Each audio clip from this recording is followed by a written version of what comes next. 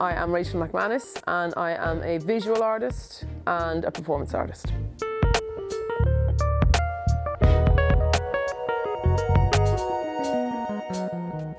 I have been drawing, painting always all my whole life. When I finished secondary school in Dublin, I went to the National College of Art and Design and did a degree in visual communications, which is, I believe now would be called graphic design. So that was mainly design and illustration back then, and I completed a 4-year period in NCID in Dublin. I worked for a little bit in graphic design, not very well, because I wasn't very good at it. I was very good at drawing, not very good at design.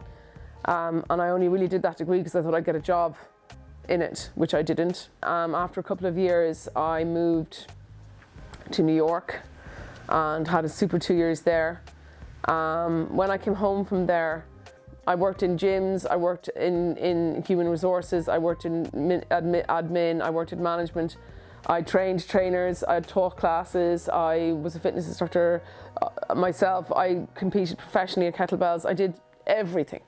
And then all the time I had the itch scratching. I knew that I wanted to go back and do art again in some form, but I did not know how I was going to re-enter that field. It felt so remote to me how I would go about navigating the world of professional art. So I went back and did a master's in 2016 when I moved to Ennis, in a master's in fine art, the only remote distance learning fine art masters at the time in the world, which was in the UK. But that's what allowed me to re-enter the field of art professionally.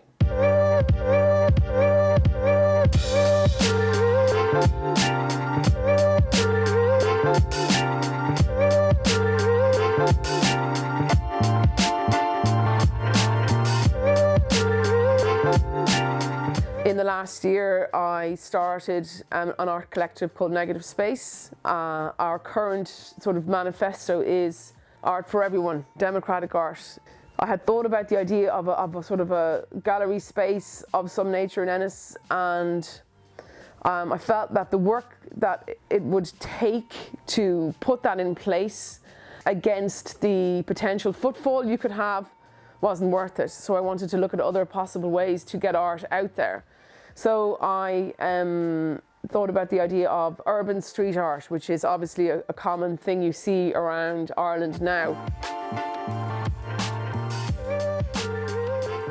And one of the reasons I wanted to do it was because of the weather here in Ireland. It's fairly relentless and getting more so. It rains so much.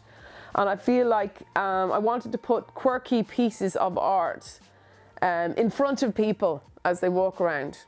I just wanted it, and I wanted it to be democratic so that everyone would see it. You don't have to pay to see it. You don't have to travel into a gallery space that some people might find intimidating to see it. You can just see it on the street. It's there for you to look at or not look at as you wish. So that was very important to me, that it would be seen by everyone or anyone of all ages and of all colours and of all backgrounds. And I wanted to just have it intercept people's day. Was the most important thing to me. I put on my headphones and I get to go off into my own world and paint, and I absolutely love it. The only problems are my hands get freezing cold, I can't feel them, and the weather is a big problem for me. I am also hoping somebody will give me a tent so I can finish the work.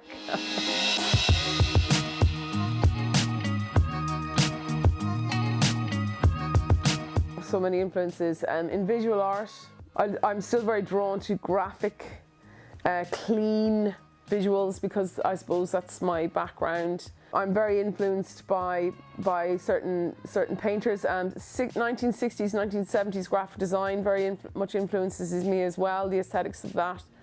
And some of the actual artists who I'm a huge fan of would include Jenny Saville. She's a figurative painter. She's incredible. The Mná Collective, they're amazing. They have a very broad range of styles, and they just fall under this collective bracket. And there's a few others. James Early does beautiful work as well. And there's quite a few Cork-based printmakers as well who do lovely, clean, classic, graphic-y work that I really am drawn to. I got some negative feedback to that from people who clearly don't like or resented the fact that someone would put a Garda on an electrical box, which I found interesting, but I got more positive than negative, but that's the only negative feedback I've had, from people shouting things and generally people saying unpleasant things, which is a bit depressing. Myself and the artist who had been working with me at the time were painting an electrical box, a pump house box near a school called Skull Creastery in Ennis, which is in an area called Clockley, and we were painting a nature scene of a heron and a mallard duck, because it's beside the river, and you would see those animals pretty frequently on the riverbanks and perched on rocks and quacking around. So we wanted to do something that was in keeping with the space, and we had some lovely feedback from children for that one, which was nice. One of the pieces I had the most powerful response to was one I painted on what's known as the Club Bridge, which is near the old Rowan Tree restaurant in Ennis. And on one side I painted a teenage girl frowning, holding a piece of paper with a smiley face on it. And that piece is called Don't Tell Me to Smile. And I painted that piece because there's two large secondary schools nearby. So they're always passing by that space in their gangs, as they do. And I wanted to paint it for all the teenage girls out there who people go, oh, smile, cheer up. I remember being one of those people, and I remember resenting people asking me to smile. So I did that as a kind of a quirky thing, and also because it's not an easy place to be being a teenager. And on the other side I painted a boy, a teenage boy, with his head down, holding a fluffy, cuddly toy under his arm. And I did that to try to highlight that teenage boys can often seem aggressive or boisterous, but also they are still vulnerable human beings who have feelings and have their own struggles. And I wanted it to work on a multi-level for the different people who might encounter it. It's the first time and the only time I've had teenagers actually respond to the work was that one. Which was nice that they actually bothered to take off their headphones and speak.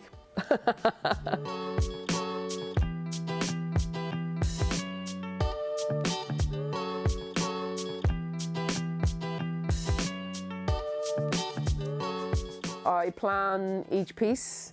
Each piece has to be site-specific to a degree, and when I say site-specific, I mean there has to be something in the piece that is specific to the area. What's most important to me about the work is that it works for everyone who encounters it. Like, you don't need to have a background knowledge of the piece to get something from it. The Tom Steele pump house box, this is the large piece in the De Valera Park. It's a reference to a political activist who lived in Ennis in the early 1800s, and his name was Tom Steele. Kind of an eccentric, according to the historical references I've had on him. There is a rock embedded in slightly upstream from the space where I'm painting, in the River Fergus, at the edge of the banks of the River Fergus, called Steele's Rock, and that's what got me interested in the idea of referencing this person. So I read up about him. He apparently used to sit on this rock as a young man and gaze across the river towards the home of the girl he was in love with, who did not reciprocate his feelings and basically had no interest in him. So he would gaze forlornly across the river towards this house, hoping to get a glimpse of her, which is a little bit creepy if you think about it. So I was trying to think about, I was quite taken with this image though, and I thought, how can I put a positive slant on this image so he doesn't come across as kind of a creepy guy. So I painted that image on one side of the box, but I've made it a very graphic piece of work, and in it you can see him sitting on Steele's Rock looking upwards towards a window. It's a very stylized graphic piece of work, and the colors I've used are very specific to the area and that's important to me. So when you see the piece from afar, because it's a large piece, it's about 8 foot tall, about sort of 14, 15 foot long. It wraps around the whole box. From the roadside, you can see what I would consider the back of the box, and you can only see half because the wall obscures the rest. So on that side, I painted a scene from his later years when apparently he drove around Ennis pulling a carriage, a hearse, as what one would put a coffin in. A black horse pulled by 6 black horses with funeral plumage, so they would have all these black feathers. And he would dress as an undertaker, and he would drive around Ennis and stop and make impromptu speeches to his, I don't know, people who knew him, and people were very amused by him, and he was quite a character apparently, and he was known as Honest Tom Steele. So I painted 2 scenes from his life. So again, if you know all that, it's nice. You don't need to know all that to appreciate the work, as it is as well. But because the rock was down the road, I used that as the reference to why I decided to do that work in that particular space. It's important to say briefly that Clare Arts Office are installing scanning codes onto each work, so that if people wish, they can scan the code and learn more about the background to each piece of work and why that particular image has been painted.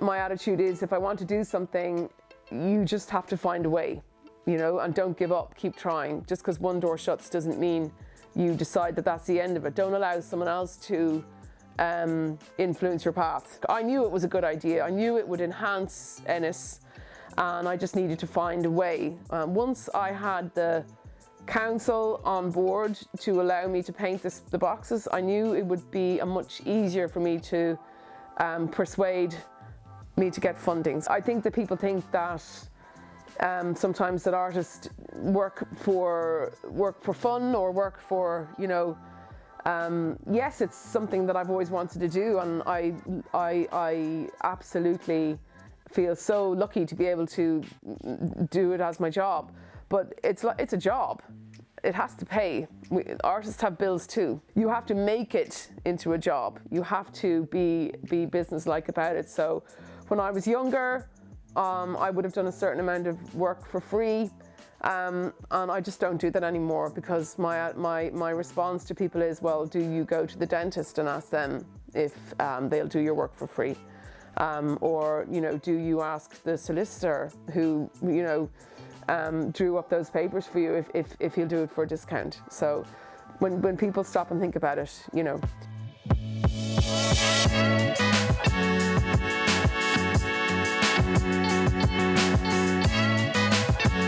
I would like to see boxes all over Ennis painted. It's something that visually enhances the space, as far as I'm concerned. And I would love to see more of it, because it can cheer you up on a dark day. It can change your mood.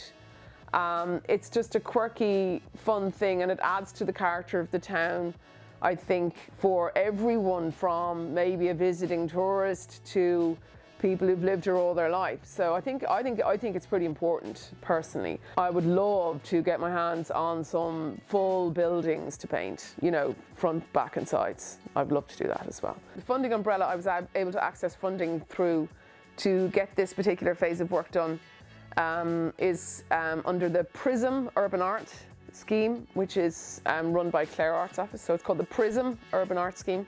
They've allocated some funding for me to repaint one of the pieces, which the Garda box which I painted was unceremoniously removed by the council, and a new one was put in place without anyone knowing, and so they've kindly allocated funding to repaint that box, because the Garda apparently were very unhappy that their box was taken. Also, I'm going to do another couple of pieces for them, 3 more pieces for them, coming up in the springtime. we've agreed we'll leave it till hopefully the weather improves a little. So I have those to get done, and then I'm going to work on, as I said, trying to initiate an open call project to get other people on board to paint boxes as well. So that's my current plans with the negative space urban art.